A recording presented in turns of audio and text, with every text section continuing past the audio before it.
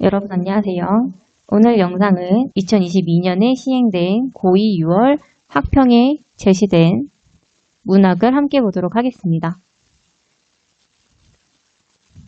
벌써 고2에 반년이 지났네요. 이제 반년만 지나면 고3이 되는데 우리 친구들은 지금 하는 공부 마음 열심히 잡아서 계속 열심히 했으면 좋겠습니다. 자, 그렇다면 가장 먼저 있는 부병루라는 문학부터 함께 보도록 할게요. 자, 부병루 함께 보자면 어제 영명사를 지나다가 영명사 같은 경우에는 평양 근교의 금수산의 절입니다. 광개토대왕이 지었다고 전해지는 곳이고요. 자, 잠시 부병루에 올랐네. 자, 지금 화자는 부병루에 오른 상태인 거죠. 부병루는 일단 얘기해주자면 자연과 인간사를 대비하는 퇴락한 공간이자 역사적 전환기를 맞는 지식인이 역사의 유한함에 대해 무상감을 느끼는 장소입니다. 자, 이렇게 중요한 역할을 하니 부병루가 어떤 공간인지를 묻는 문제가 출제될 수 있겠죠. 자, 여기까지는 수련이라고도 하고 기라고도 하죠. 부병루에 오르게 된 화자의 모습이 드러납니다. 그 다음으로 가자면 텅 빈 성엔 조각달 떠있고, 텅 빈 성이라는 건 고구려의 옛 수도로 번성했던 회왕성의 퇴락한 모습을 드러냅니다. 그리고 조각달이라는 건 인간사와 대비되는 변함없는 자연을 의미하죠. 텅 빈 성의 의미를 묻는 문제가 출제될 수 있습니다. 특히 고구려의 옛 수도와 관련되어 있다는 것을 기억하고 있어야겠죠. 자, 그래서 이렇게 변해버린 인간사와 변함없는 자연을 대비하여 쓸쓸하고 적막한 분위기를 드러내고 있고요. 고구려의 국운이 쇠한 상황으로 인한 애상감이 반영되어 있습니다. 자, 우리 내용 일치 문제에 인간사와 자연을 대비하고 있다. 이런 식의 옳은 선지가 출제될 수 있겠죠.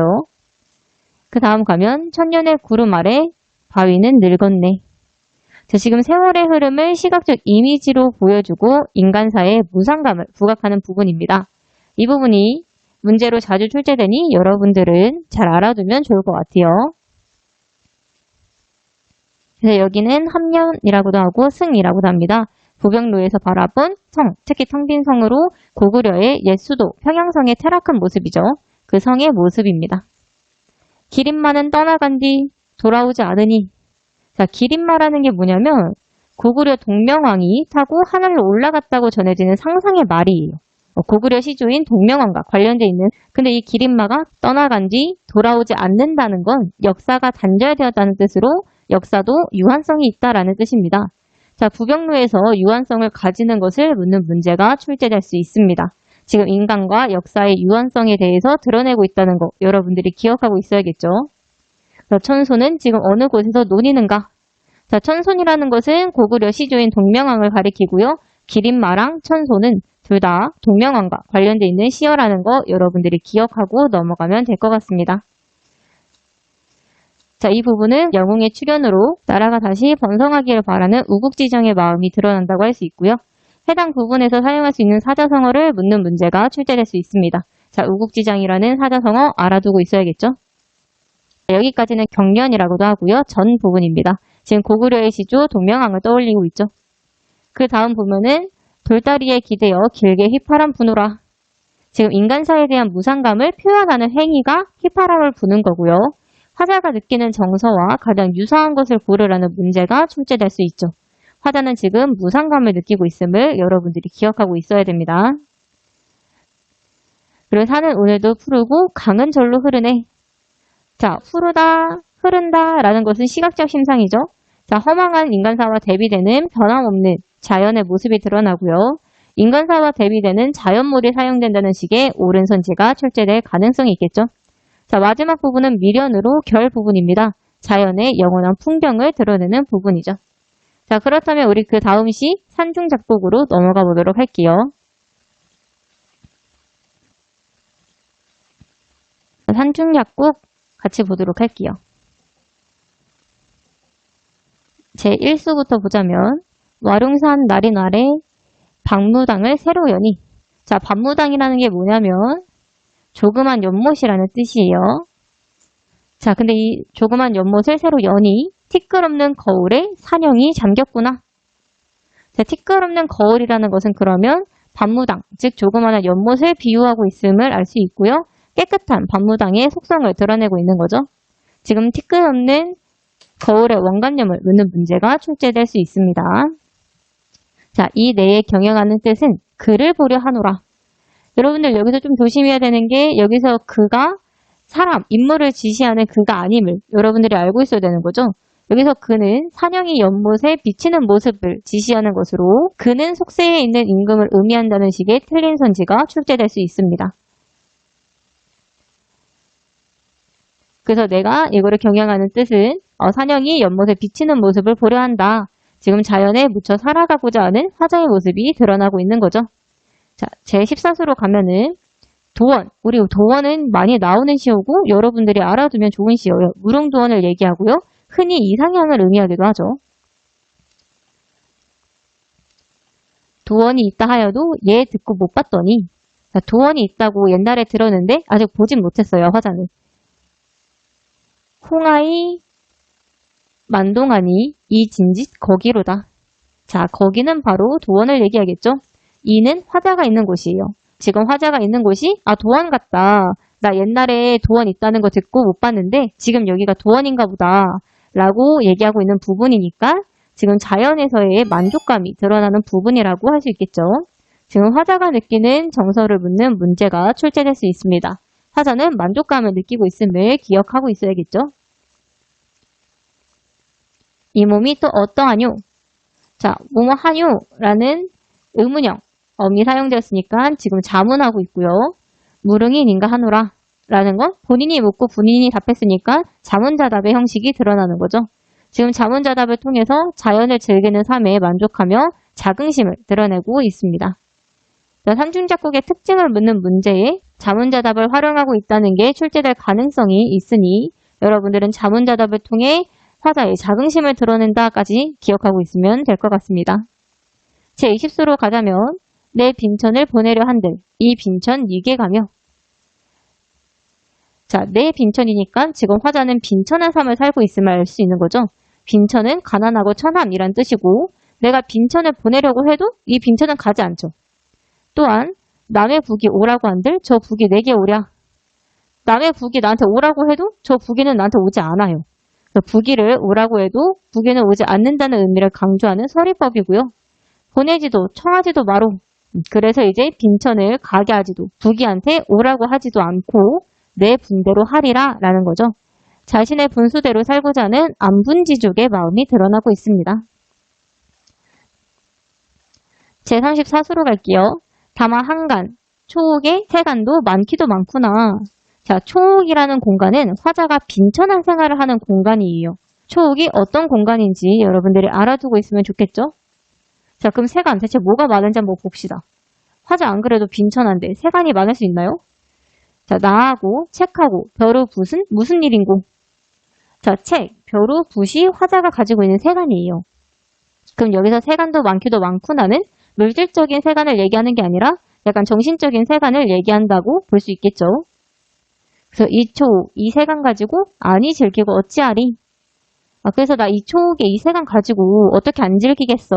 라는 얘기니까 책, 벼루 붓을 가지고 즐기겠다는 화자의 마음이 드러나는 거죠. 제48수로 가겠습니다. 네요. 모두 채우시니 이 산정, 이 늙은이가 화자죠. 오늘날 저 즐겁다. 지금 화자는 번님네가 찾아와서 오늘날 더 즐거움을 느끼고 있어요. 비록 임신노 카나마나 자주자주 오소서. 지금 번님네에게 말을 하는 어주고요. 산중작곡의 특징을 묻는 문제에 누군가에게 말을 하는 어조를 사용하고 있다는 식의 옳은 선지가 출제될 수 있습니다. 그렇다면 우리 마지막 능양시집서로 넘어가도록 하겠습니다.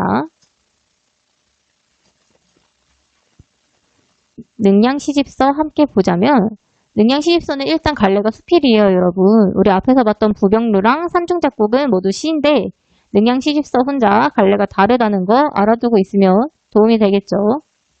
자, 그렇다면 어떤 내용인지 함께 보도록 하겠습니다.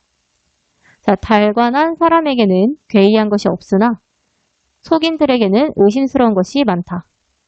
자, 일단 달관한 사람과 속인이라는 사람을 대비하고 있는 거고요. 우리 달관이라는 뜻을 한번 보도록 합시다.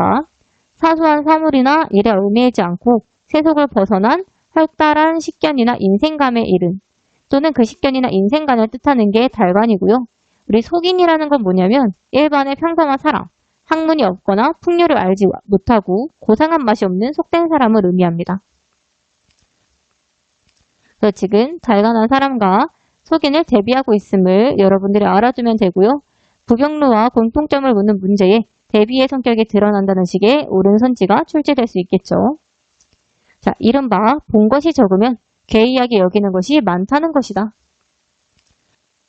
자, 우리 괴이하게 여기는 것이 많은 사람은 속인이었으니까 우리 본 것이 적은 것도 속인의 특징이겠죠. 그래서 여기는 속인들에게 의심스러운 것이 많은 이유고요. 자, 그러나 어찌 달가는 사람이라 해서 사물들을 일일이 찾아 눈으로 직접 보았겠는가? 그렇죠, 여러분. 아무리 달가난 사람이라 해도 모든 사물들을 일일이 찾아서 눈으로 직접 보진 못했을 거 아니에요. 내용 일치 문제에 달가난 사람들은 사물들을 일일이 찾아 눈으로 직접 본 사람들을 의미한다는 식의 틀린 선지가 출제될 수 있겠죠. 한 가지를 들으면 10가지를 눈앞에 그려보고 10가지를 보면 100가지를 마음속으로 상상해 보았을 뿐이다. 자, 이거 속인이 아니라 달관한 사람들의 특징이에요. 10,000가지 괴기한 것들이란 도리와 사물에 잠시 붙은 것이고 자기 자신과는 아무런 상관이 없는 것이다. 따라서 마음이 한가롭게 여유가 있으며 지금 달관한 사람의 특징이 드러나고 있죠. 사물의 응수함이 무궁무진하다. 반면 본 것이 적은 자, 우리 본 것이 적은 자가 속인이었죠. 속인은 해오라기를 기준으로 까마귀가 검다고 비웃고 오리를 기준으로 하계 다리가 길다고 위태롭다고 여긴다. 그 사물 자체는 본디 개의할 것이 없는데 저 혼자 화를 내고. 자, 저 혼자 화를 내는 건 본 것이 적은 자, 즉 속인의 특징이고요. 한 가지 일이라도 제 생각과 같지 않으면 만물이 무조리 모함하려 든다. 지금 속인의 특징 두 번째가 나오고 이 부분을 여러분들이 알아두면 좋은 게 지금 한 가지 일이라도 제 생각과 같지 않으면 모함한다라는 게 사물의 다양성을 인정하지 못하고 자신의 기준으로 모든 것을 판단하려는 폐쇄적 사고를 가지고 있는 게 바로 속인이라는 얘기예요. 그래서 속인이 다양성을 인정하지 못하는 사람들이라는 옳은 선지가 출제될 수 있겠죠. 아, 저 까마귀를 보라. 자, 까마귀 능량시집서의 특징을 묻는 문제에 구체적인 자연물을 예시로 들어 내용을 전개한다는 식의 옳은 선지가 출제될 수 있습니다. 그 깃털보다 더 검은 것이 없건만 호련 옅은 황금빛이 번지기도 하고 다시 연한 녹색을 발하기도 한다. 자, 지금 깃털색은 검으나 상황에 따라 여러 색으로 바뀌는 것 같은 까마귀의 모습이 드러나고요. 해가 비치면 자주색이 튀어올라 눈에 어른거리다가 빛이색으로 바뀐다. 그렇다면 내가 그 새를 푸른 까마귀라 불러도 될 것이고 붉은 까마귀라 불러도 될 것이다. 자, 지금 까마귀는 검다라는 일률적인 규정에 얽매이지 않는 글쓴이의 모습을 확인할 수 있는 거죠. 그 새에게는 본래 일정한 색이 없는데도 본래 일정한 색이 없는 게 지금 대상 까마귀의 참모습이라 할 수 있고요. 내가 눈으로 먼저 그 색깔을 정한 것이다. 어찌 단지 눈으로만 정했으리요. 보지도 않고서 먼저 마음속으로 정해버린 것이다. 자, 보기를 참고해서 푸는 문제에 마음속으로 정해버린 것은 대상의 참모습을 인식하지 못하게 한다는 식의 옳은 선지가 출제될 수 있습니다. 아, 까마귀를 검은색에 가두어 두는 것만으로 충분하거늘. 자, 까마귀를 검은색에 가두어 둔다는 게 대상의 외양에 얽매이는 것이고요.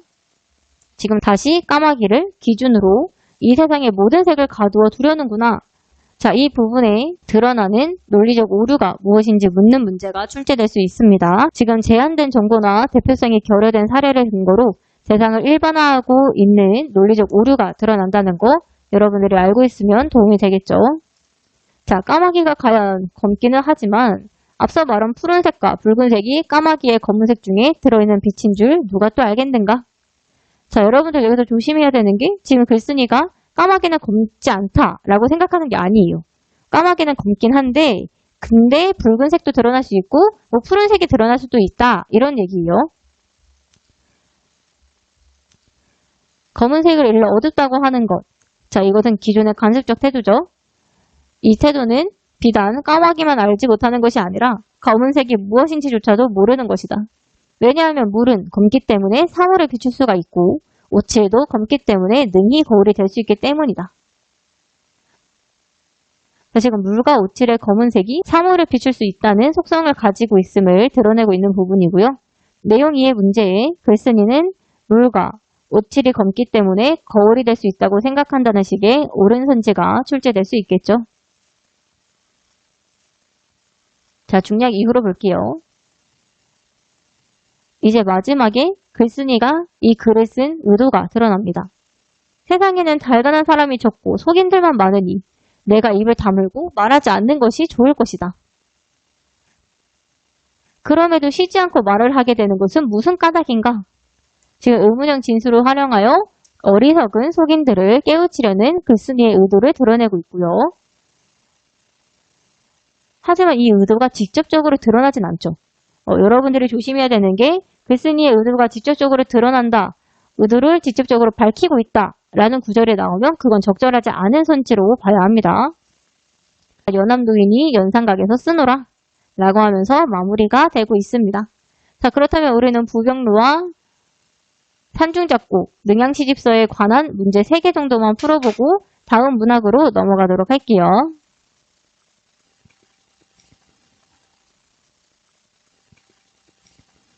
자, 우리가 가장 먼저 볼 문제는 6번 문제입니다. 가의 기억에 담겨있는 시적 화자의 정서와 유사하지 않은 것을 찾는 거고, 기억 같은 경우에는 천년의 구름 아래 바위는 늙었네 라는 부분입니다. 풀어볼 시간 줄 테니 한번 풀어보도록 합시다.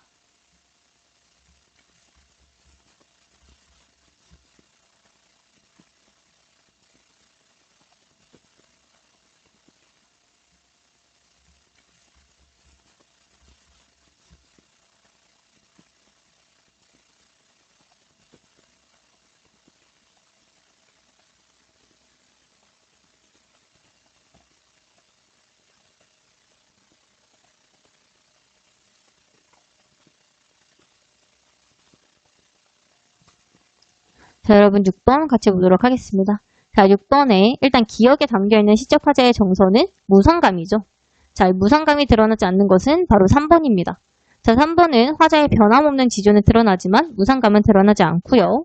나머지 1번부터 보자면 자, 반천년 왕업이 없어지고 물소리만 들리는 것은 결국 반천년 왕업이라는 인간사는 없어졌지만 물소리라는 자연은 그대로 있는 것이기 때문에 무상감이 드러난다고 할 수 있고요. 자, 2번 이것도 산초는 그대로인데 인걸은 간대가 없기 때문에 지금 변화오는 자연과 간대 없는 인걸을 대비하여 무상감을 드러내고 있다고 할 수 있죠. 자, 4번 만월대를 알고 있으면 문제 풀기가 좀 더 쉬워졌을 텐데 만월대는 고려 왕조의 궁터를 의미합니다. 근데 이거 몰라도 흥망이 유소하되 이거 흥하고 망함이 하늘에 달려있으니 지금 만월대라는 곳에도 추초, 가을풀이 우거져 있다라는 의미를 가지고 있기 때문에 4번은 무상감이 드러난다고 할 수 있겠죠. 자, 5번 홍안을 가지고 있는 사람이 죽은 상황이 드러나므로 무상감이 드러난다고 할 수 있습니다. 따라서 6번에 적절하지 않은 거 3번이었고요. 우리 두 번째 문제로 9번 보도록 할까요? 다는 능양시집서고요. 능양시집서의 내용으로 적절하지 않은 거 한번 풀어봅시다.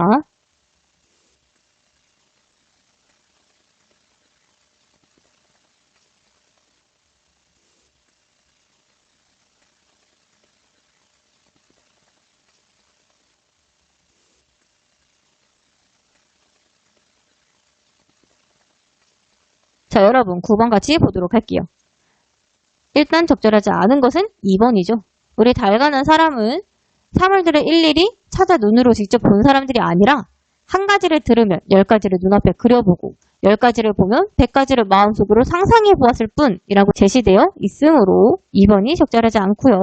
자, 1번 같은 경우에는 속인들에게는 의심스러운 것이 많은데 본 것이 적으며 괴이하게 여기는 것이 많다고 제시되어 있으므로 속인들은 본 것이 적은 자임을 알 수 있죠.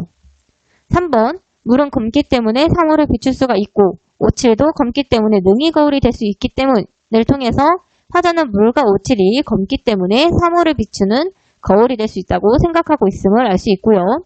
4번 그럼에도 쉬지 않고 말을 하게 되는 것은 무슨 까닭인가?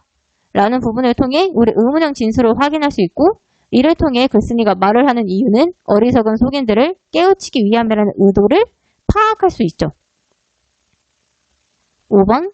자, 속인은 한 가지 일이라도 제 생각과 같지 않으면 만물을 모조리 모함하려 드는 특징을 가지고 있었죠. 자, 이는 속인들이 다양성을 인정하지 못하고 만물이 자신의 생각과 같아야 한다고 생각하는 속인의 모습을 드러내는 것이었으므로 적절하게 됩니다. 자, 마지막으로 12번 문제 보도록 할게요. 가나다에 대한 설명으로 적절하지 않은 거 고르는 문제고요. 풀어볼 시간 줄 테니 한번 풀어보도록 합시다.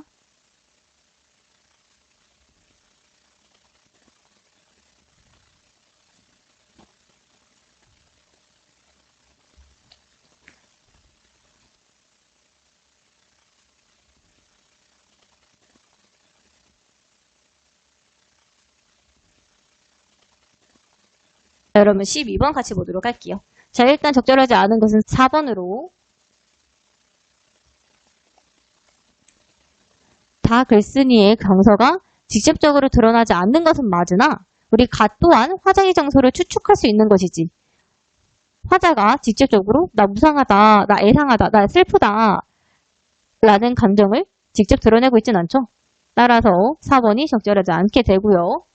1번 가의 산, 강은 인간사와 대비되지만 나의 자연물들은 인간사와 대비되지 않죠.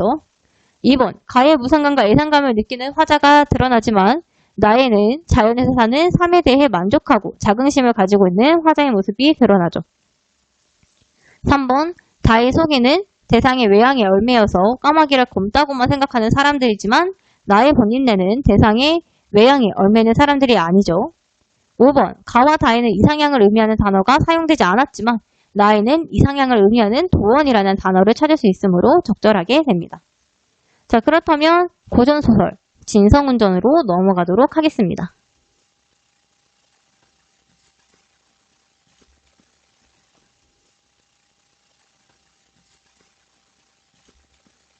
자, 우리 진성운전은 영웅 군담 소설이라는 점에서 고귀한 혈통, 비정상적인 출생, 탁월한 능력, 어려서 시련을 겪고 조력자를 만나고 다시 자라서 위기에 처하고 그 위기를 극복해서 큰 공을 세운다는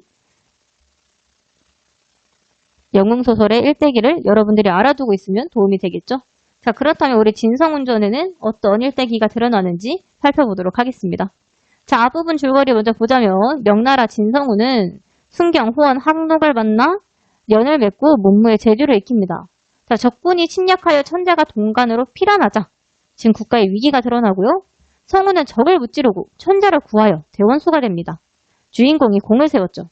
자, 그러나 금인국 장수 중행달과 맹우원이 쳐들어와 천자와 그 가족은 다시 위험에 처하게 됩니다.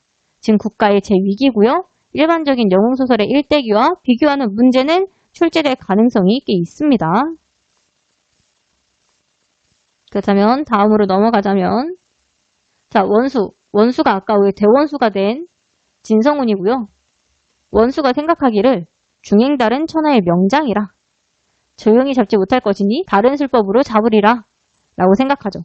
그리하여 밤이 깊은 후에 원수는 갑옷과 투구를 벗어놓고 초이를 입고 갈건을 쓰고 청야장을 짓고 중행달의 친소로 갔다. 자, 지금 먼저 알려주자면 다른 술법이라는 것은 금인국 백화산의 신령으로 중행달의 편인 척 중행달을 속이는 전략이고요. 그래서 지금 갑옷이랑 투구 벗어놓고 막 다른 옷 입고 중행달의 침소로 가는 것은 지금 중행달을 속이기 위해서 가는 거죠. 자, 이때 중행달이 잠이 깊이 들어있는 것을 보고는 그 곁에 앉아 행달을 깨웠다. 근데 이 부분 보면서 생각하는 건데 중행달이 잘 자고 있을 때 그냥 죽였으면 되는 게 아닌가. 그러면 걔는 전쟁 안 치러도 되고 좋지 않은가 싶긴 한데 일단 뭐 사건의 전개상 마저 보도록 합시다. 그래서 그대는 놀라지 말지어다. 나는 금인국 백화산의 신령이라. 자, 금인국 백화산의 신령은 초월적 존재고요. 지금 원수, 즉 진성운이 자기 자신을 금인국 백화산 신령이라고 속이는 부분이죠. 자, 세상을 둘러보니 중국이 어진 천자를 얻지 못하여 백성이 도탄 중에 들었으니. 자, 어진 천자를 얻지 못해서 백성이 도탄에 든 거니까 어진 천자를 얻지 못한 게 백성이 도탄 중에 든 이유가 되는 거죠. 도탄이라는 것은 몹시 공궁하여 고통스러운 지경을 이르는 말이고요. 자, 하늘이 노하시어 장군으로 천하를 평정하게 하였다. 지금 위기에 처한 백성을 위해 상대 중행달이 수행할 임무를 일깨우고 있습니다. 자, 그러나 대명 대원수 진성우는 천하의 명장이라 그대가 조용히 잡지는 못할 것이다. 내일 아침에 태풍이 일어날 것이니 장군은 배를 낱낱이 육지로 흩어놓으라. 바람이 일어나면 배가 풍비박산할 것이니 모든 배를 한데 잡아매도록 하라. 지금 중행달을 잡기 위해 배를 한데 잡아매도록 속이고 있고요. 예지 능력을 근거로 들어 상대의 행동 변화를 촉구하고 있죠. 하고 몸을 날려 공중으로 솟아오르며 사라졌어요. 지금 정기적이고 비현실적인 부분이죠. 자, 귀신이 나를 도우니 이 부분은 천우신조라는 사자성어랑 연관될 수 있습니다. 이제는 무슨 염려 있겠느냐 하고는 중행달이 금인국 백화산 신령의 말대로 배를 낱낱이 한데 잡아매죠. 근데 그 중행달도 조금 순진한 것 같지 않아요? 이 꿈에 나타난 이 신령 얘기를 이렇게 고지고대로 믿는다고? 자, 하지만 좀 더 보자면 자, 원수가 본진에 돌아와 제장과 의논하기를 적진이 분명히 배를 한데 잡아맬 것이니 중행달이 지금 말을 들을 것이라고 생각하는 거죠. 제장은 적진의 사면에서 불을 준비하고 있다가 방포일성에 들어가 배에 불을 질러라 하고 순경과 항록에게 말하기를 정병 5천씩 거느리고 적진 좌우에 매복하였다가 불이 일어남을 보고 또 군사를 놓아쳐라 하고는 때를 기다렸다. 자, 밤이 밝아오자 원수가 장대에 올라 진풍경을 외우니 난데없는 바람이 서북에서 일어나며 먼지가 천지에 자욱하였다. 지금 원수 진성운의 기이한 능력이 드러나고 있고요. 자, 중행달은 그거 보고 즐겨서 말해요. 어젯밤 신령의 말이 옳구나 하면서 즐거워해요. 우리 순진한 중행달. 뜻밖의 불이 일어나더니 배가 모두 불탔다. 이거 지금 진성운이 제장에게 명한 거죠. 배를 한 곳에 잡아매었으니 따로 떨어질 수도 없고 모진 바람이 급하게 부니 불꽃을 잡을 길이 없었다.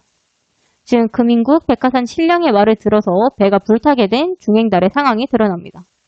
자, 그 와중에 순경과 항록이 군사로 급히 몰아치죠. 이것도 원수였던 진성운이 명한 거예요.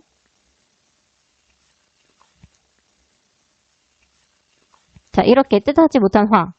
바로 중행달 입장에서 뜻하지 못한 화죠. 화를 만나자 장수와 장졸이 각각 도망하다가 서로 밟혀 죽는 것이 부지기수로 만여 명이 되었다. 지금 진성운의 전략이 성공적이었고 효과적이었음을 드러내고 있습니다. 자, 중행달이 수백만 군사를 강 가운데 잃고 탄식하며 도망하여 농립산으로 갔다. 내용일치 문제에 강 가운데에서 수백만 군사를 잃은 중행달은 원수와 직접 대결하기를 요청한다는 식의 틀린 선지가 출제될 수 있습니다. 자, 그래서 원수가 승전구를 울리며 동관성에 들어가니까 모든 신하와 천자가 원수의 손을 잡고 막 칭찬하고 태평가를 부르며 대장수라 외치고 막 이렇게 신났죠. 자, 이때 금인국 장수 맹홍원이 10만 대병을 거느리고 농림산으로 급하게 달려왔습니다. 왜냐면 농림산에 지금 황후랑 태자 그리고 공주 세자매가 있었거든요. 자, 과연 황후와 태자와 공주 세자매가 농림산에 피란을 와 있었는데 불의의 맹호원이 나타나 군사로 농림산을 둘러쌌다. 지금 사건이 새로운 국면을 맞이할 것을 추측할 수 있죠. 그 중행달이 대군을 패하고 농림산으로 들어와서 맹호원과 그 황후 태자 공주 세자매를 보고 이제 천자가 항복하는 것은 어렵지 아니할 것이다 라고 생각해요. 그래서 동강에 들어가 군사를 운거하게 하고 성중에 지하 감옥을 만들어서 거기에 황후, 태자, 공주, 세자매를 가두고 자, 격서를 전하여서 말하기를 만일 천자가 항복하지 아니하면 황후, 태자, 공주, 세자매를 죽이리라 하기에 천자가 격서를 보시고 크게 근심하여 이 일을 어찌할까 하시니 진성운이 대답하기를 회하는 너무 근심 마십시오. 소장이 군사를 거느리고 나가보겠습니다 하였다. 자, 갈래를 시나리오로 변경한다고 했을 때 분노를 참을 수 없다는 듯이 연기해달라고 지시를 내린다는 틀린 선지가 출제될 수 있겠죠. 여기 근심하는 천자 부분에서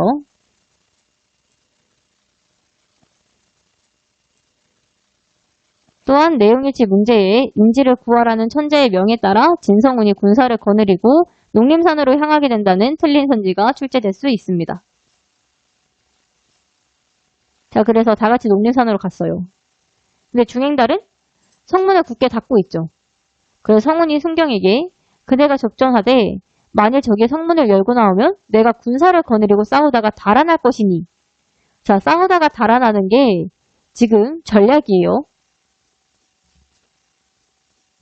그때 재빨리 성에 들어가 황후와 태자와 공주세자매를 메시고 급히 나오도록 하라 하고 군사 대여섯 명에게 적병의 옷을 입혀 진문 밖에 세우고는 군사가 좌우에서 옹이하게 하였다.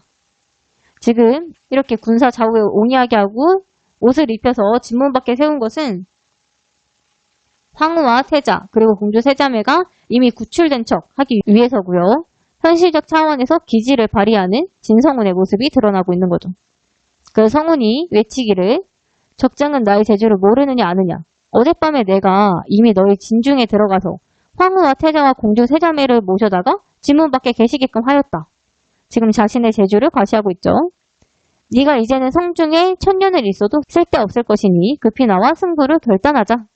지금 황후와 태자, 공주 세자매를 구출하기 위해 싸우다 달아나기 위해서는 지금 중행달과 승부를 겨뤄야 되는 거죠.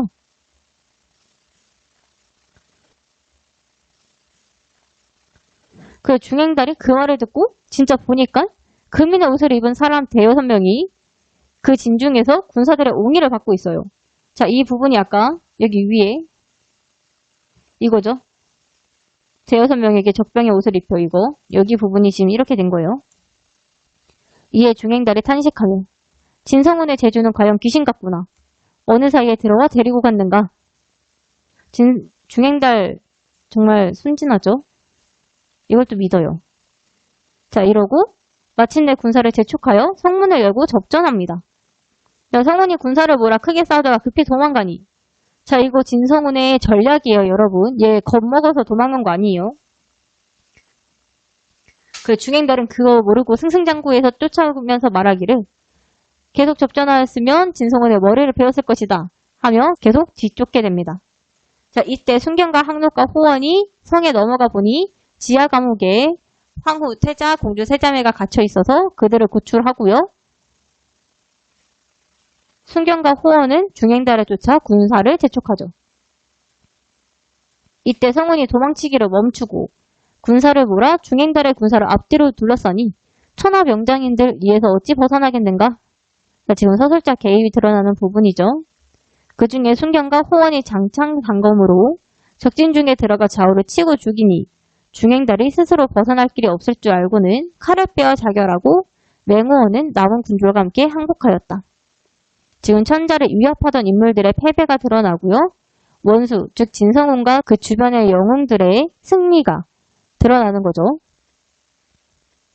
원수가 적장을 장대 아래에 굴리고 죄를 물은 후에 대군을 거느리고 승전국과 태평가를 부르며 돌아오니 천자가 남문 밖에 나와 원수를 맞아들이고 크게 칭찬하였다.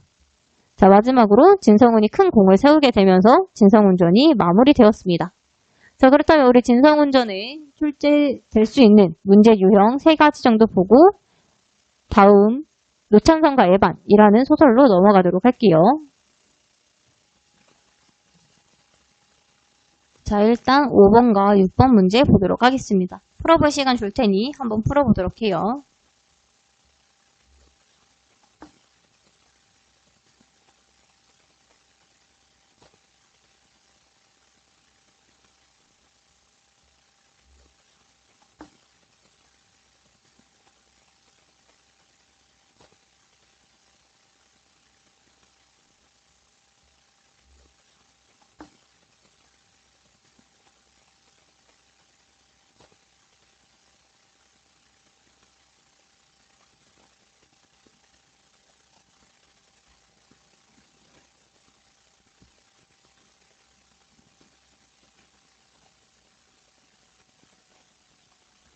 자, 5번과 6번 함께 보도록 합시다. 자, 5번 먼저 보자면 윗글에 대한 설명으로 가장 적절한 것은 4번이죠.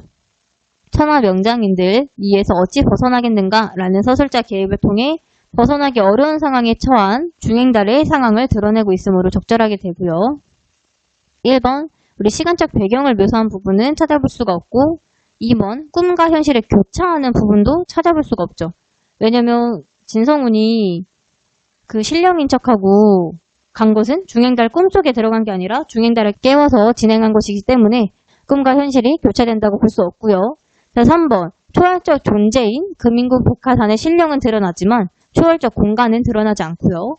5번 제시된 부분에서 진성훈이 정기적 능력을 사용하는 부분은 중행달에게 배를 맬 것을 얘기하러 갈 때이므로 서로 칼을 맞대고 있는 전제 상황에서 정기적 능력을 통해 환상성을 고조하고 있지 않죠. 따라서 가장 적절한 것은 4번이었습니다. 다음 6번으로 바로 가자면 6번의 인물들에 대한 이해로 가장 적절한 거 4번이죠. 자, 진성훈은 격서를 본 천자의 근심을 해결해주는 인물이므로 해결사의 역할을 한다고 볼 수 있고요. 자, 1번부터 가자면 천자가 격서를 보시고 크게 근심한다고 제시되어 있으므로 천자는 격서를 보고 대수롭지 않게 여기는 인물이 아니고 박정하다고 볼 수 있는 인물도 아니죠. 2번 진성훈이 적절한 전략을 사용하는 것은 맞으나 이는 정적을 처치하기 위한 것이 아니므로 적절하지 않고요. 3번 구밀복검은 입에는 꿀이 있고 뱃속에는 칼이 있다는 뜻으로 말로는 친한 듯하나 속으로는 해칠 생각이 있으며 이르는 말인데 후원과 항록이 속으로 진성훈을 해칠 생각이 있는지는 드러나지 않으므로 적절하다고 볼 수 없고요. 5번 중행달이 스스로 벗어날 길이 없을 줄 알고 칼을 빼어 자결했다고 제시되어 있으므로 중행달은 맹호원에 대한 의리를 지키기 위해 자결했다고 볼 수 없죠. 따라서 6번에 가장 적절한 거 4번이었습니다.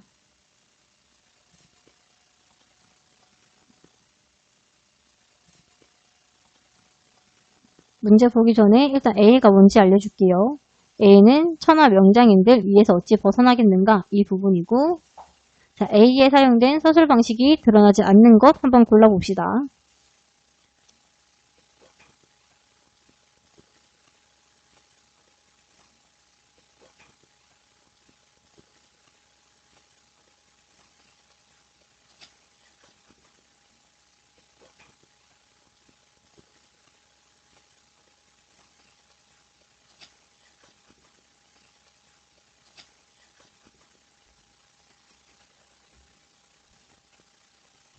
자, 10번 같이 보도록 할게요.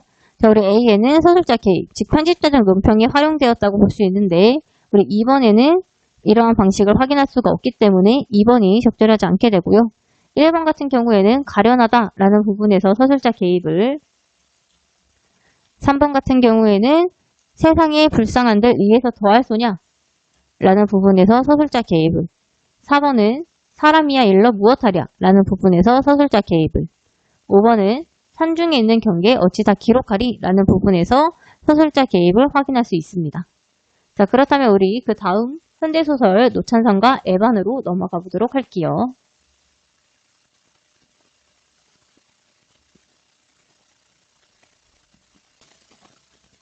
노찬성과 에반으로 넘어가 보도록 하겠습니다. 자, 노찬성과 에반은 많이 낯선 작품이니까 여러분들이 이번 기회에 잘 알아두면 좋을 것 같아요. 지문 분석으로 넘어가자면 자, 하루 또 하루가 갔다. 인간 시계로 2년, 개들 시력으로 10년이 흘렀다. 지금 에반과 찬성이 함께 지낸 시간이 드러나고 있고요. 자, 찬성과 에반은 어느새 서로 가장 의지하는 존재가 되죠. 지금 찬성과 에반의 관계 변화를 묻는 문제에 에반을 기르기 시작한 2년 동안 찬성은 에반에게 의지하게 된다는 식의 옳은 선지가 출제될 수 있습니다. 비록 움직임이 굼뜨고 귀가 어두웠지만 자, 이거 지금 에반의 얘기죠. 에반은 여느 개처럼 공놀이와 산책을 좋아했다. 찬성이 보풀하기인 테니스 공을 멀리 던지면 에반은 찬성의 눈앞에서 사라졌다. 반드시 공과 함께 다시 나타났다. 무언가 제자리에 도로 갖고 오는 건 에반이 잘하는 일 중 하나였다. 찬성은 때로 에반이 자기에게 물어다 주는 게 공이 아닌 다른 것처럼 느껴졌다. 그리고 공인 동시에 공이 아닌 그 무언가가 자신을 변화시켰다는 걸 알았다. 자, 지금 에반으로 인해 변하게 된 찬성의 모습이 드러나고요. 자, 그런데 에반이 요즘 좀 이상해요. 할머니는 밤 10시 넘어 집에 들어왔다. 할머니는 지금 가정을 책임지는 인물이고요. 돈을 벌어야 하기 때문에 10시 넘어서 집에 들어오는 인물입니다. 그래서 일을 하다 늦게 퇴근하는 할머니의 모습이 드러나고 고된 삶을 살고 있음을 알 수 있죠.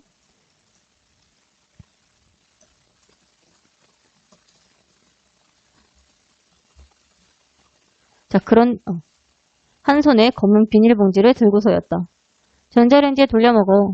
찬성이 봉지 안을 들여다보니 자, 응박지 사이로 설탕 입힌 통감자가 보였다. 자, 찬성이 퇴근할 할머니 뒤를 졸졸 쫓았다. 자, 찬성이 퇴근할 할머니 뒤를 졸졸 쫓는 이유는 에반의 이상함, 에반의 상태를 얘기하기 위해서죠. 자, 할머니 에반이 좀 이상해 라고 얘기하는데 할머니는 에반한테 관심을 두지 않아요. 지금 안 먹을 거면 냉장고에 넣어두든가. 자, 할머니가 평소 휴대폰을 넣고 다니는 손가방을 안방 바닥에 던지듯 내려놓았다. 할머니 에반이 밥을 안 먹어. 자, 에반이 이상하다고 생각한 이유 첫 번째고요. 자, 늙어서 그래 늙어서. 지금 할머니는 에반의 상황을 중요하게 생각하지 않죠. 이제 내가 공을 던져도 움직이지 않아. 지금 에반이 이상하다고 생각한 이유 두 번째고요. 걷다 자주 주저앉고. 이게 세 번째죠. 늙어서 그렇다니까 할머니는 모든 게 성가신 듯 팔을 휘저었다. 자, 지금 찬성과 할머니의 대화를 알 수 있는 내용을 묻는 문제에 할머니는 찬성과 달리 에반의 상황을 크게 신경 쓰지 않는다는 식의 옳은 선지가 출제될 수 있습니다. 자, 그러군 끙 소리를 내며 바닥에 이부자리를 폈다. 저거 봐, 저렇게 자기 다리를 잡고 핥아. 자, 이게 에반이 이상하다고 생각한 이유 네 번째고요. 하루 종일 저래. 아까는 내가 다리를 만들더니 갑자기 나를 물려고 했어. 자, 이게 에반이 평소와 다르다고 생각한, 에반이 이상하다고 생각한 이유 다섯 번째가 되죠. 자, 할머니가 요 위에 누우려다 말고 상체를 들어 찬성을 봅니다. 왜냐면 찬성이 물리지 않았는지 확인하려는 모습이고요. 찬성을 염려하고 있는 할머니의 모습이 드러나죠. 아니 진짜로 문 건 아니고 문은 신용만 했어. 할머니가 눈을 감은 채 이마에 팔을 얹었다. 할머니, 에반 데리고 병원 가봐야 되는 거 아닐까? 지금 에반을 걱정하는 찬성이의 모습이 드러나죠. 그런데 할머니가 쓸데없는 소리 말고 가서 자. 사방에 불 켜두지 말고. 라고 얘기하고 있죠. 지금 찬성이 에반을 걱정하는 것에 큰 신경을 쓰지 않고요. 고된 노동으로 인한 피로감 때문이라고도 볼 수 있고 에반이라는 개가 걱정되지 않기 때문이라고도 볼 수 있습니다. 찬성이는 앉지도 서지도 못한 채 주춤거리다가 할머니 에반 병원 데려가야 할 것 같다고 라고 얘기하니까 할머니가 버럭 소리를 지르죠. 무슨 개를 병원에 데리고 가. 사람도 못 가는 걸. 그러니까 내가 개새끼 도로 갖다 놓으라 했어 안 했어. 할머니 합방 나기 전에 얼른 가서 자. 개장수한테 배꼽 팔아버리기 전에 얼른. 자, 지금 할머니 말에서 중요하게 봐야 하는 부분이 있는데 자, 일단 무슨 개를 병원에 데리고 가. 사람도 못 가는 걸. 이 부분에서 지금 할머니와 찬성의 가정 형편이 좋지 않음을 우리가 추측할 수 있죠. 그리고 개장수한테 백구를 팔아버리기 전에 라고 하는 건 자, 할머니에게 에바는 그저 백구, 그냥 강아지, 개일 뿐이고요. 근데 찬성이가 백구 아니야 하면서 찬성이 전에 없이 큰 소리를 내죠. 평소와 다른 찬성의 모습으로 에반이 찬성에게 특별한 의미를 가진 존재임을 드러내고 있습니다. 뭐? 그러곤 이내 말끝을 흐리며 소심하게 답했다. 에반이야. 자, 지금 할머니는 에반이라는 강아지를 그저 백구, 개로 인식하고 있지만 찬성이는 에반이라는 하나의 개체로 인식하고 있음을 여러분들이 알아두면 되겠죠? 지금 할머니랑 찬성의 인식 차이가 드러난다는 거 여러분들이 알고 있으면 좋을 것 같습니다. 찬성과 할머니의 대화를 알 수 있는 내용을 묻는 문제에 에반은 할머니와 찬성에게 각각 다른 의미를 가진다는 식의 옳은 선지가 출제될 수 있고요. 지금 할머니와 찬성의 대화를 통해 갈등의 양상이 드러나고 있죠. 에반에게 책임감을 가지고 있는 찬성의 모습이 드러납니다. 내용 일치 문제에 찬성은 에반이 이상해졌다는 생각이 들자 보호자로서의 역할에 소홀해지게 된다는 식의 틀린 선지가 출제될 수 있습니다. 자, 중간 부분의 줄거리를 보자면 에반을 데리고 동물병원에 간 찬성은 고통받는 에반을 위할 수 있는 것이 안락사뿐이라는 생각을 하게 돼요. 그래서 찬성은 안락사 비용 10만 원을 모으기 위해 힘들게 전단지 아르바이트를 하죠. 자, 그러나 찬성은 이전에 할머니가 얻어온 휴대전화에 유심칩을 사는데 모은 돈의 일부를 쓰게 되고 자, 이 모은 돈은 에반의 안락사를 위해 모은 돈이죠. 휴대전화에 집중하느라 점차 에반과 보내는 시간이 줄어듭니다. 지금 에반에 대한 관심이 휴대전화로 옮겨간 상황이고요. 에반의 보호자로서의 역할에 점차 소홀해지는 찬성의 모습이 드러나는 거죠. 찬성과 에반의 관계 변화를 묻는 문제에 에반에 대한 찬성의 관심이 휴대전화로 옮겨가면서 관계 변화가 발생한다는 식의 옳은 선지가 출제될 수 있습니다. 자, 오랜 국리 끝에 찬성이 지갑에서 동물병원 명함을 꺼내 들었다. 상중이라 주말까지 쉰다는 말이 생각났지만 찬성은 괜히 한번 병원 전화번호를 눌러보았다. 어쩌면 문을 열었을지도 몰라. 누가 받으면 뭐라고 하지? 휴대전화 너머로 익숙한 연결음이 들렸다. 자, 찬성은 잘못한 것도 없는데 가슴이 뛰었다. 자, 지금 찬성의 내면 심리가 드러나고 있고요. 이 소설에서는 지금 찬성의 내면 심리가 드러난다는 게 특징이 되니까 여러분들이 알아두면 도움이 되겠죠. 그리고 찬성이는 병원이 쉰다는 걸 알고서도 병원에 전화를 해본 겁니다, 여러분. 그가 몇 차례 긴 연결음이 이어졌지만 전화를 받는 사람은 없고요. 찬성은 동물병원 쪽에서 전화를 받지 않았다는 사실에 다시 한번 이상한 안도를 느끼게 돼요. 소설의 특징을 묻는 문제에 찬성의 내면 심리를 서술하고 있다는 식의 옳은 선지가 출제될 수 있겠죠. 자, 찬성이 지갑 안에 명함을 넣으며 남은 돈을 세어보았다. 10만 3천 원. 에반을 병원에 데려가기에 부족하지 않은 액수였다. 왜냐면 에반의 안락사 비용이 10만 원이기 때문이죠.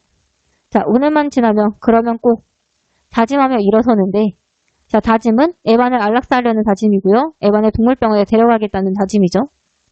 찬성 무릎 위에 휴대전화가 아스팔트 보도 위로 툭 떨어졌다. 자, 지금 찬성의 다짐과 달리 다른 곳에 찬성이 돈을 쓰게 될 것임을 추측할 수 있죠. 그 찬성이 창백해진 얼굴로 황급히 휴대전화를 주워들고 실금관 왼쪽 모서리부터 확인했다. 찬성이 거미줄 모양 실금에 손가락을 대고 천천히 문질렀다. 아주 고운 유리 가루 입자가 손끝에 묻어났다. 자, 찬성의 눈동자가 심하게 흔들렸다. 지금 실금이 간 휴대전화를 보고 내적 갈등을 겪게 되는 거죠. 집으로 가는 길, 찬성은 한 손을 길게 뻗어 휴대전화를 좌우로 틀며 햇빛에 비춰봤다. 자, 우리 집으로 가는 길 전까지는 순행적으로 서사가 전개되고 있는데 여기 마지막 문단은 조금 달라요, 여러분. 자, 찬성이가 왜 햇빛에 휴대전화를 비춰봤는지 봅시다. 검은 액정 표면에 닿은 빛이 물에 뜬 기름처럼 매끈하게 일렁였다. 더불어 찬성의 가슴에도 작은 만족감이 일었다. 지금 찬성이는 액정 보호 필름을 산 거예요. 그래서 그걸 휴대전화에 붙이고 상처난 부분이 잘 가려졌는지를 확인하고자 햇빛에 휴대전화를 좌우로 틀며 비춰본 거죠. 그리고 찬성의 가슴에 작은 만족감이 있는 것은 액정 보호 필름을 사고 나서 얻은 만족감이라고 볼 수 있고요. 자, 액정에 보호 필름을 붙이니 왠지 기계도 새 것처럼 보이고 모서리 쪽 상처도 눈에 덜 띄는 것 같았다. 자, 그렇다면 지금 에반을 안락사하기 위해 모은 돈 10만 3천 원에서 일부를 보호 필름을 사는데 사용했음을 알 수 있는 거죠. 자, 스스로에게 조금 실망스러운 기분이 들었지만 자, 에반을 위해 사용해야 할 돈을 액정 보호 필름을 사는데 일부 사용한 본인에게 실망스러운 기분을 느끼는 찬성이가 드러나고요. 찬성의 정서를 묻는 문제에 찬성은 액정 보호 필름 말고 사고 싶었던 휴대전화 액세서리 용품을 사지 못해서 실망스러움을 느낀다는 식의 틀린 선지가 출제될 수 있습니다. 자, 그런데 어쩔 수 없는 상황이었다고 변명하죠. 지금 본인의 행동을 합리화하는 찬성이의 모습이 드러나는 거예요. 찬성은 구경이나 해볼 마음으로 휴게소 전자용품 매장에 들렀다. 액세서리 용품 진열대 앞에 한참 머물렀다. 그러곤 티끌 하나 없이 투명한 보호필름을 만지면 자기도 모르게 사흘 하고 중얼댔다. 그러니까 사흘 정도는 에반이 기다려주지 않을까 하고 지금 본인의 행동을 합리화하기 위해서 계속 생각하는 거죠. 지금껏 잘 견뎌준 것처럼 더도 말고 덜도 말고 딱 사흘만 참아주면 안 될까? 당장 가진 돈과 앞으로 모을 돈을 세마는 사이 찬성은 어느새 계산대 앞에 서 있었다. 정신을 차리고 보니 지갑 안에 돈이 어느새 9만 5천 원으로 줄어 있었다. 지금 에반을 위해 모은 돈의 일부를 휴대전화에 사용한 거죠. 에반을 끝까지 책임지지 못하는 찬성의 모습이 드러납니다. 내용 일치 문제에 찬성이 에반에게 가지고 있던 책임감은 끝까지 유지된다는 식의 틀린 선지가 출제될 수 있습니다. 자, 마지막 부분 같은 경우에는 이미 액정 필름을 휴대전화에 붙이고 확인하는 부분과 액정 필름을 사는 부분으로 구성되어 있기 때문에 우리 마지막 문단은 순행적 구성이라 보기엔 좀 그렇고 역순행적 구성으로 보는 게 적절하겠죠. 그래서 글의 특징을 묻는 문제에 순행적 구성과 역순행적 구성이 함께 드러난다 라는 식의 옳은 선지가 출제될 수도 있습니다. 우리 노찬성과 에반이라는 소설은 많이 낯선 작품이니까 핵심 정리랑 전체 내용까지만 보도록 할게요. 자, 일단 핵심 정리 보면 갈래는 현대 소설이죠. 성격은 성찰적이라고 생각하면 되고요. 주제는 생명 경시 풍조를 경계하는 것과 인간의 순수성에 대한 회복을 촉구하는 겁니다. 자, 특징은 찬성의 감정 변화, 우리 내면 변화가 드러났죠. 그리고 대화를 통해 에반에 대한 할머니와 찬성의 태도를 대조하는 거고요. 주인공의 내적 갈등을 중심으로 서술이 되고 있습니다. 자, 전체 내용을 보자면 자, 우리 찬성이라는 소녀는 할머니와 단 둘이 사는 소년이에요. 아버지는 트럭이 전복돼 불타 돌아가셨지만 그 사고에 작용한 것이 다만 교통사고만 있었던 것이 아니었기 때문에 보험금은 단 한 푼도 받지 못합니다. 자, 그래서 우리 할머니가 일을 하는 어른으로 등장했던 거죠. 할머니는 고속도로의 졸음쉼터에서 커피를 팔아 찬성을 키우며 생계를 이어갑니다. 자, 할머니는 가끔 담배를 태우며 주여 저를 용서하소서 라고 한다. 찬성은 할머니의 그 말을 제대로 이해하지 못한다. 자, 왜냐면 용서라는 단어를 이해하기엔 찬성이 너무 어린 나이인 거예요. 자, 찬성은 핸드폰을 가지고 싶었다. 핸드폰에서 쏟아져 나오는 불빛을 벽에 비춰 그림자 놀이를 하고 싶었다. 아버지가 돌아가시기 전에는 할 수 있었지만 지금은 할 수 없다. 자, 그렇다고 할머니에게 핸드폰을 사달라고 하는 것은 무리였다. 왜냐면 우리 지문 분석에서 할머니 대사를 통해 추측을 했지만 찬성과 할머니의 가정 상황이 좋은 편이 아니기 때문이죠. 찬성이가 10살이 되고 할머니는 졸음쉼터에서 휴게소로 일터로 옮겼다. 찬성이가 그 개를 본 곳은 휴게소 화장실 옆이었다. 그 개가 이제 에반이 되는 거죠. 그 작은 개는 화단 철제 울타리에 단단히 묶여 있었다. 그날 오후 다시 한번 그 개를 그곳에서 본다. 아마 누군가 버리고 간 개 같았다. 자, 에반은 유기견이에요. 불쌍해 보여 콜라와 얼음을 주자 찬성을 빤히 바라봤다. 그리고는 찬성의 손바닥을 핥으며 콜라와 얼음을 먹었다. 찬성은 그 개의 이름을 에반이라고 짓고 할머니에게 책임지겠다며 집에서 키우기 시작한다. 자, 찬성은 할머니한테 책임을 지겠다 했어요. 왜냐면 할머니는 지문 분석에서 봤듯이 그 개새끼 도로 갖다 놓으라고 얘기를 했지만 찬성이가 책임을 지겠다고 한 거죠. 그 즈음부터 찬성은 아버지가 쓰던 방을 혼자 쓰기 시작했고 악몽을 꾸곤 했다. 꿈속에서는 큰 사고가 나고 찬성이 주위에 도움을 청할 때 할머니가 나타나 어렸을 때 자기에게 했던 말이 네가 울면 손님들이 깨졌니? 를 하고 사라졌다. 그러나 찬성이 에반을 처음 집에 들인 날 악몽을 꾸지 않고 깊게 잠을 잔다. 자, 이러니 찬성이 에반을 의지할 수밖에 없게 되겠죠. 에반의 걸음걸이가 이상해졌다. 자, 우리 찬성이가 에반이 이상해 라고 했었죠. 걷다가 주저앉고 자꾸 다리를 핥았다. 그리고 밥도 안 먹었다. 찬성은 에반이 걱정이 돼 병원에 데려가고 싶었지만 할머니는 사람도 병원에 가지 못하는 처지에 동물병원이 무슨 말이냐며 반대했다. 자, 할머니와 찬성의 가정 형편이 계속 드러나고 있는 거죠. 찬성이는 어렵게 모은 3만 원을 가지고 동물병원에 간다. 수의사는 다리에 암 종양이 있으며 매우 아파했을 거라고 한다. 이를 정밀하게 검사하려면 3만 원을 훨씬 넘는 돈이 필요해 정밀 검사를 포기하고 2만 5천 원어치만 검사하고 동물병원을 나온다. 자, 그래도 에반을 책임지려고 하는 찬성이의 모습이 드러납니다. 그날 밤 원로 목사님과 할머니가 술을 마셨다. 할머니는 담배를 피우며 원로 목사님이 자신을 보기 싫어해 교회에 안 나가기로 마음먹었다고 했다.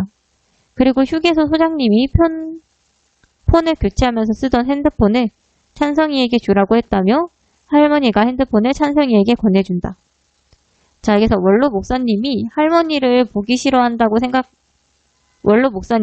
할머니와 갈등이 좀 있었는데 그 에반을 기르느냐 마느냐 그것 때문에 조금 갈등이 있었어요. 그래서 원로 목사님은 할머니를 보기 싫어하는 것 같다라고 얘기하는 거고요. 자, 그리고 핸드폰이 찬성이에게 건네지죠. 자, 이래서 이제 에반에 대한 관심이 줄고 핸드폰에 관심이 많아지는 찬성이를 알 수 있죠. 자, 그리고 찬성은 수의사가 에반에 안락사를 권했던 것을 떠올린다. 에반이 많이 아플 거라며 차라리 안락사를 시키는 것이 더 나을 것이라고 말했다. 찬성은 전단지 배포 아르바이트를 하며 에반을 안락사시킬 돈을 모은다. 우리 10만 원이었죠? 일주일 정도 전단지 배포 알바를 해서 11만 4천 원을 벌었다. 에반을 깨끗이 씻기고 찬성은 가장 단정해 보이는 옷을 입고 아이스박스 캐리어에 에반을 옮겨놓고 동물병원으로 향한다. 그러나 하필이면 그 동물병원은 상중으로 쉬는 날이었다. 돌아오는 길에 무언가에 홀린 듯 휴대폰 대리점에 들어가 유심칩을 사고 충전기를 샀다. 15,000원의 비용이 들었지만 15,000원은 용돈을 아끼면 금방 모을 수 있는 액수였다. 다음 날 동물병원에 전화해봤지만 아무도 받지 않았다. 자, 여기가 우리 지문 분석에서 중략 이후 이야기죠. 자리에서 일어나는 중에 핸드폰이 바닥으로 떨어져 왼쪽 모서리에 금이 갔다. 찬성은 에반이 사흘 정도는 참아줄 것이라고 생각하며 액정 보호 필름을 산다. 이제 지갑에는 95,000원이 남았다. 자, 여기로 마무리가 되었었는데 우리 그 뒷부분 이야기까지 좀 더 볼게요. 자, 이틀 후 이상하게도 에반이 뺨을 핥고 꼬리를 흔들었다. 마치 마지막 인사를 하는 것 같았다. 다음 날 오늘은 꼭 안락사를 시켜주겠다고 다짐하며 동물병원으로 향했다. 동물병원에 도착하기 전 대형 문구점 진열대에서 34,000원짜리 터닝맥 카드를 보고 구입한다. 그리고 핸드폰 케이스도 구입하니 67,000원이 남았다. 찬성은 에반을 안락사하는 것 자체에 의문이 들었다. 안락사보다는 에반의 여생을 즐겁게 해주고 싶다는 생각이 들었다. 휴게소에 들른 찬성은 에반에게 줄 핫바를 하나 산다. 핫바를 들고 집에 돌아온 찬성은 에반이 없어진 것을 알게 된다. 찬성은 휴게소로 향한다. 그곳이 에반에게 익숙한 곳일 거라고 생각했기 때문이었다.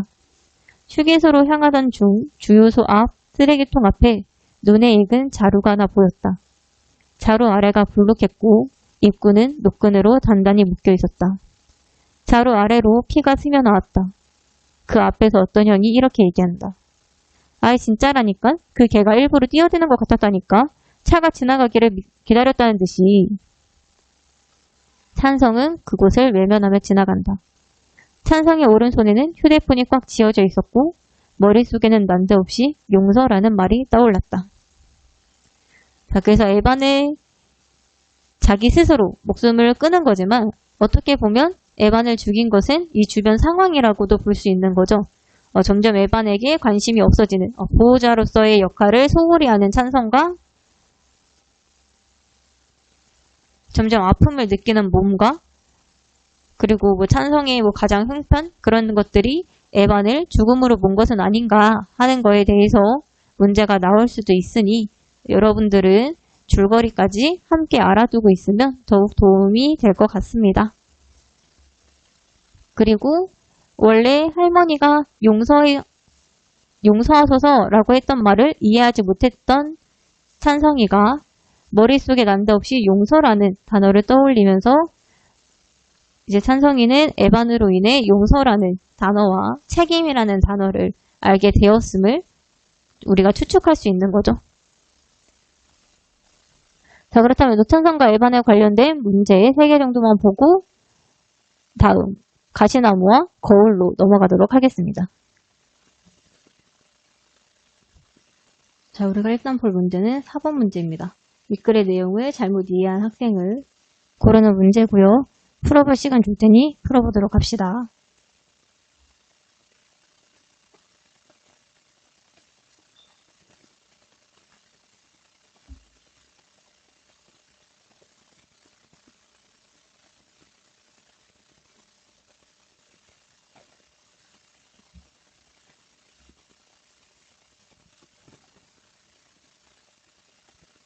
자, 여러분 4번 같이 볼까요?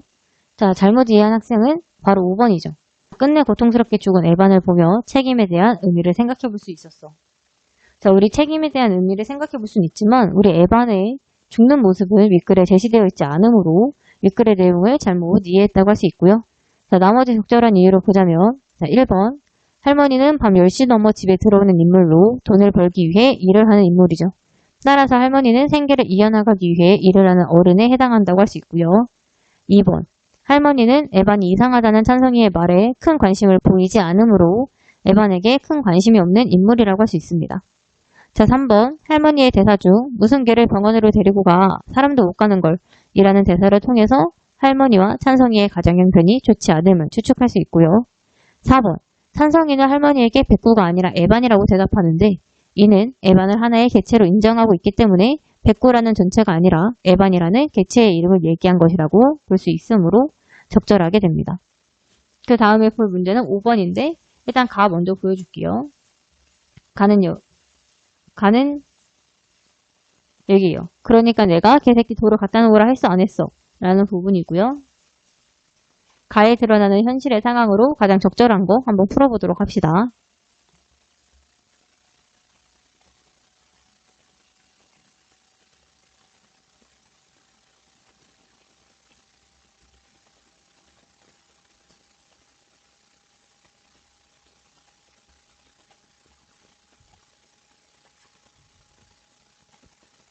자, 5번 같이 보도록 할게요.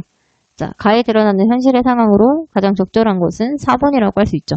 개새끼 도로 갖다 놓으라는 말을 통해서 찬성이 에반을 죽은 것임을 알 수 있는데 할머니는 에반을 키우는 것을 반대해서 도로 갖다 놓으라고 한 것임을 알 수 있죠. 자, 이는 유기견이라는 생명을 책임질 상황이 되지 않기 때문에 라고 볼 수 있고 따라서 가에는 책임지지 못할 상황이기 때문에 생명을 봐도 못 본 척하는 현실이 드러난다고 할 수 있습니다. 자, 나머지 적절하지 않은 이유 보자면 1번 에반은 타인이 아니라 개임으로 적절하지 않고요. 2번 가에 드러나는 현실은 예상되는 사고나 그에 따른 대비에 대한 내용과는 거리가 멀죠. 3번 가에는 이웃의 무관심한 현실은 드러나지 않고 5번 할머니로 인해 회개라는 생각을 가지게 되는 찬성이의 모습이 드러나는 것은 아니므로 적절하지 않게 됩니다. 따라서 5번에 적절한 것은 4번이고요. 우리가 마지막으로 풀 문제는 바로 7번입니다. 윗글의 구성상의 특징으로 적절한 것을 고르는 문제고요. 이것 또한 풀어볼 시간 줄 테니 풀어보도록 합시다.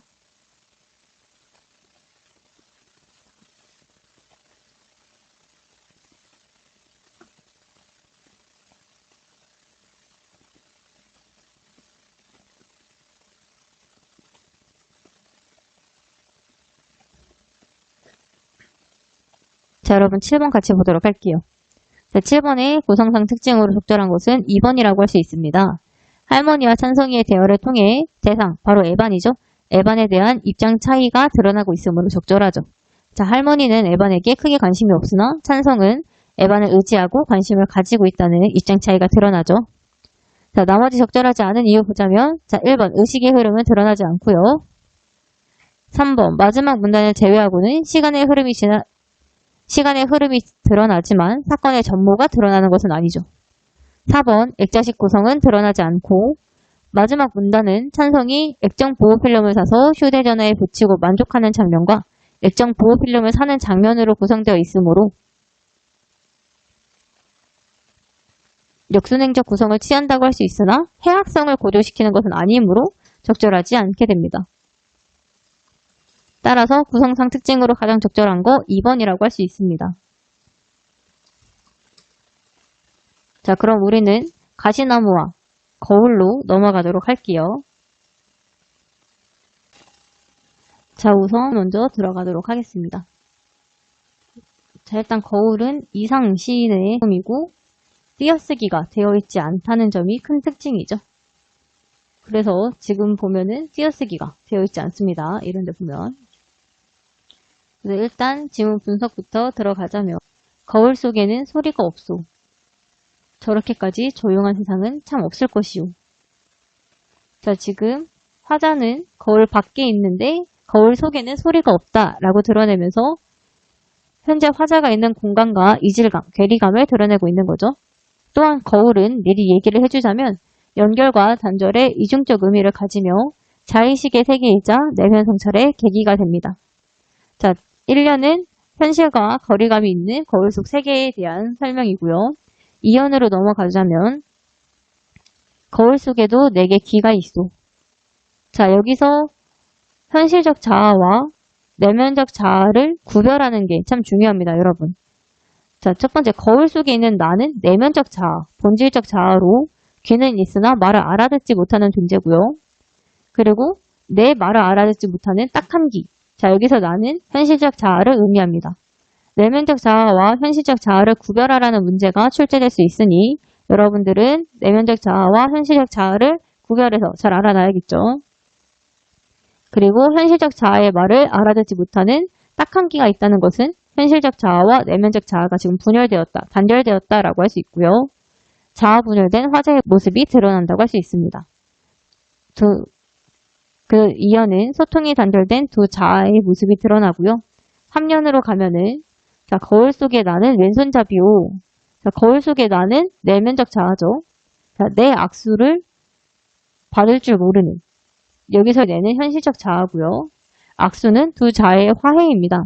거울 속 존재에게 소통을 시도하는 현실적 자아의 모습이 드러나고요.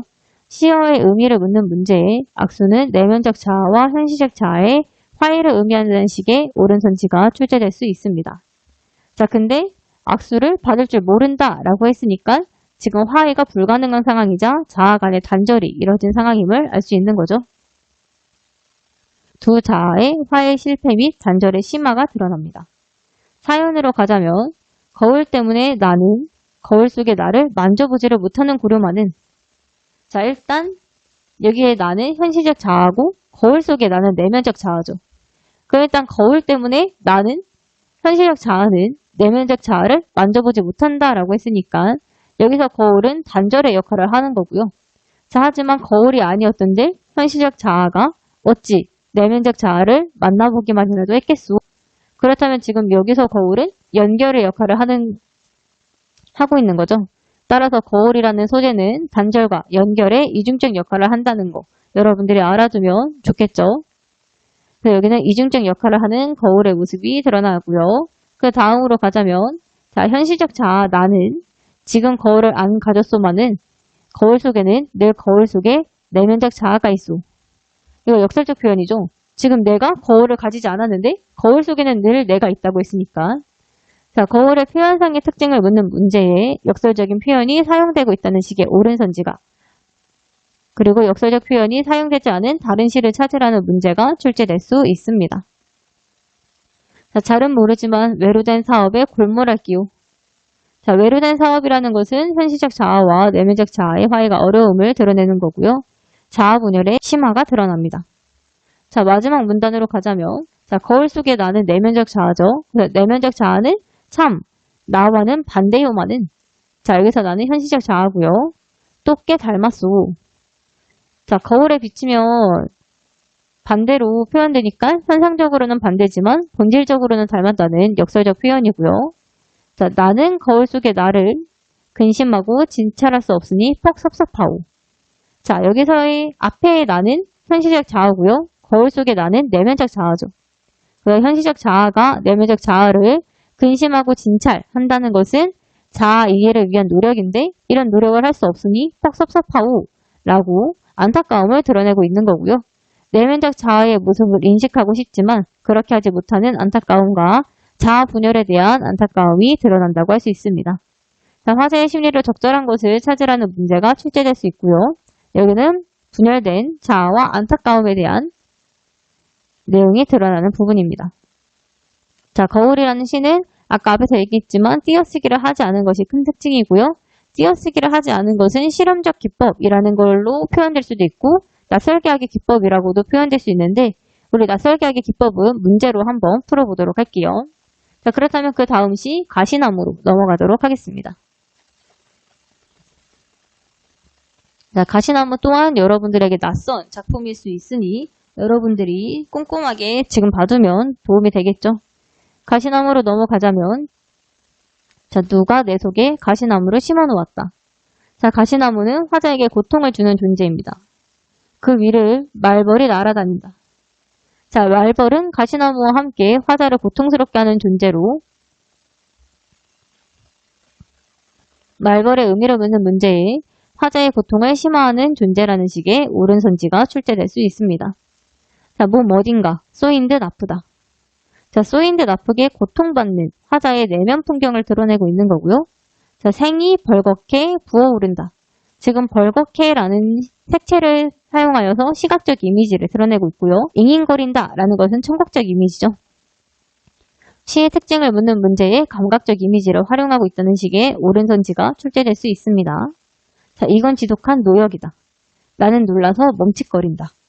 지금 삶의 고통에 놀라서 멈칫하는 화자의 모습이 드러나고요. 지상에서 생긴 일을 나는 많이 몰랐다.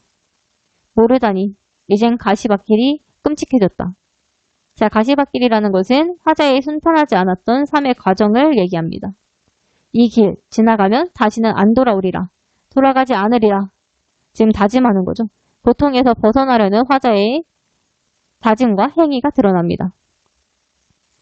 자, 그런데 이런 다짐 또한 가시나무의 길이 다짐하는 나요.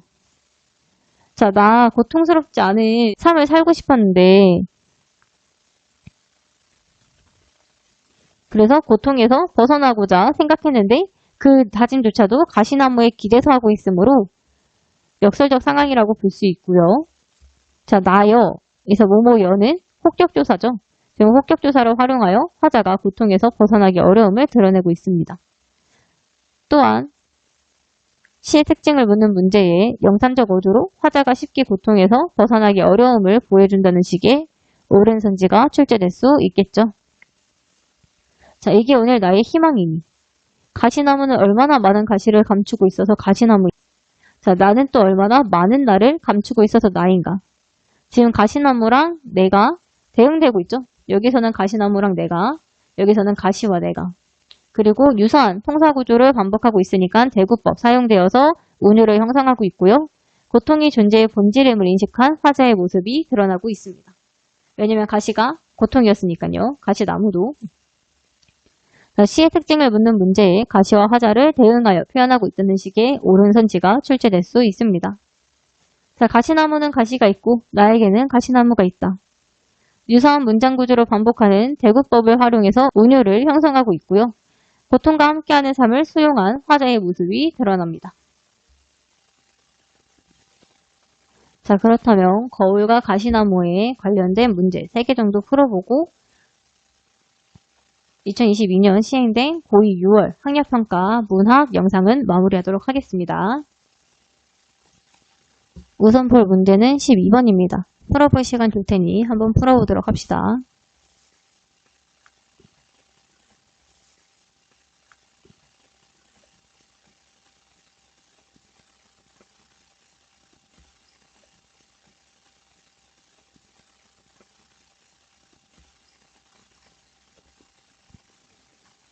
자, 12번 함께 보도록 할게요. 자, 가와 나를 쓰기 전에 나눈 대화고 가와 나에 드러나지 않는 거 고르는 문제고 12번에 일단 드러나지 않는 것은 5번이죠. 우리 가시에는 촉각적 이미지가 드러나지 않고 있죠. 자, 그렇다면 나머지 적절한 이유 보자면 우리 가시에는 거울 안에 내면적 자아가 거울 밖에 현실적 자아의 말을 알아듣지 못하고 악수를 하지 못하고 있으므로 두 자아 간의 단절이 드러난다고 할 수 있고요. 2번, 나시는 두 개의 자아가 드러나지 않지만 화자의 내면 풍경과 삶의 과정을 성찰하고 있으므로 내면에 대해 표현한다고 할 수 있죠. 3번, 가시의 특징이 띄어쓰기가 사용되지 않은 것으로 이는 실험적 기법을 사용한 것이라고 할 수 있고요. 4번, 나시에서는 벌겋게를 통해 시각적 이미지를, 잉잉거린다를 통해 청각적 이미지를 확인할 수 있으므로 적절하게 됩니다. 따라서 드러나지 않은 거 5번이었고요. 그 다음 문제 13번 문제 풀어보도록 해요.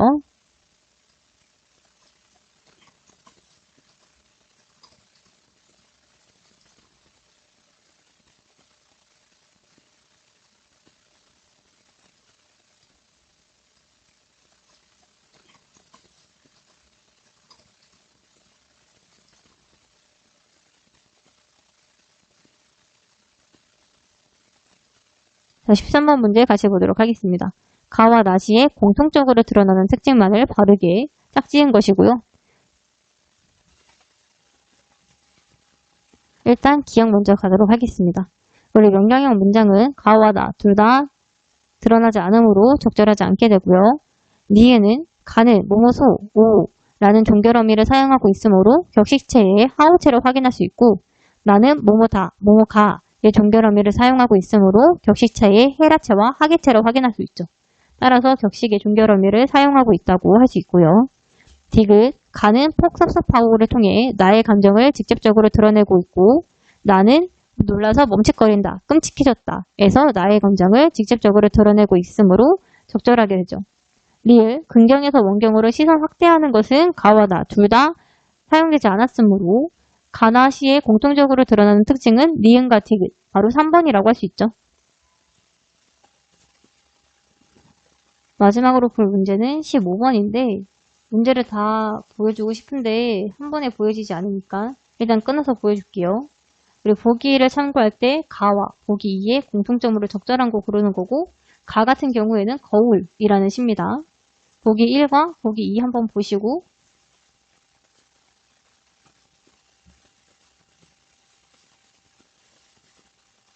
한번 풀어봅시다.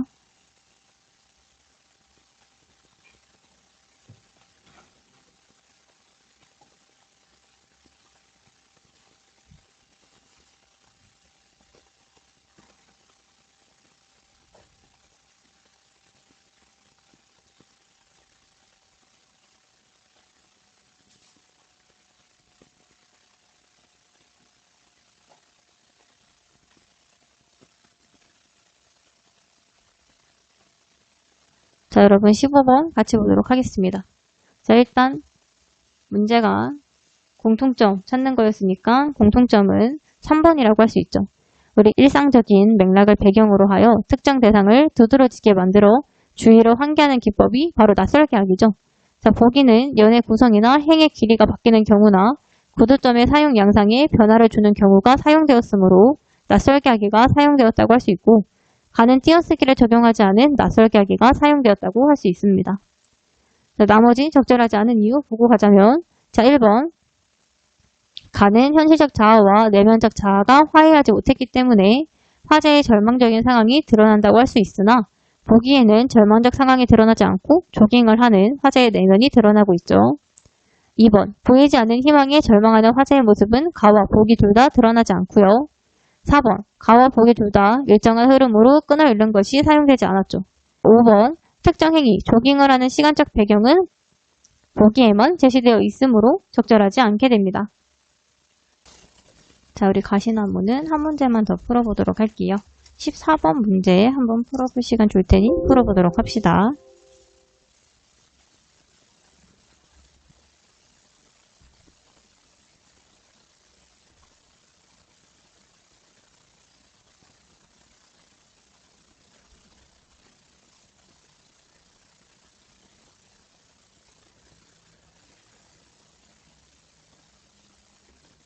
자, 우리 14번 함께 볼까요? 나의 주제를 고려할 때 나의 화자가 가의 화자에게 해줄 수 있는 말로 가장 적절한 거 고르는 문제죠. 자, 일단 가장 적절한 것은 3번이라고 할 수 있습니다. 나의 주제인 고통의 본질 인식과 고통과 함께하는 삶의 수용을 고려할 때 고통을 수용하는 삶에 대한 얘기를 나의 화자가 가의 화자에게 해주는 것은 적절하죠. 따라서 고통을 수용하며 살아가야 한다고 말해줄 수 있습니다. 자, 나머지 적절하지 않은 이유 보자면 자, 1번 나는 집착에 대한 내용을 다루고 있는 시가 아니며 가 또한 내면적 자아에 집착하는 모습은 보이지 않죠. 2번 나는 뭐든 열심히 하는 것이 중요하다는 내용을 다루는 시가 아니며 가 또한 뭐든 열심히 하는 것이 중요하다는 내용을 다루고 있지 않고요. 4번 나는 무소유에 대한 내용을 다루는 시가 아니며 가 또한 무소유에 대한 내용은 드러나지 않죠. 5번 나는 늙음의 수용을 다루는 시가 아니며 가 또한 늙음에 대한 내용은 드러나지 않기 때문에 가장 적절한 것은 3번이라고 볼 수 있습니다. 자, 그렇다면 2022년 시행된 고2 6월 학력평가 문학 영상은 이것으로 마무리할 거고요. 오늘 보니 모든 자료는 나무 아카데미에서 확인할 수 있습니다. 그리고 문의사항이 있으면 유튜브 댓글로 남겨주시면 확인하는 즉시 답글을 달도록 할게요. 자, 또한 우리 구독을 눌러주시면 더 다양한 정보, 구체적인 정보를 얻을 수 있으니까 구독 한번 눌러주시는 거 잊지 말고요. 그렇다면 우리는 2022년 시행된 고2 독서 영상으로 다시 만나도록 할게요.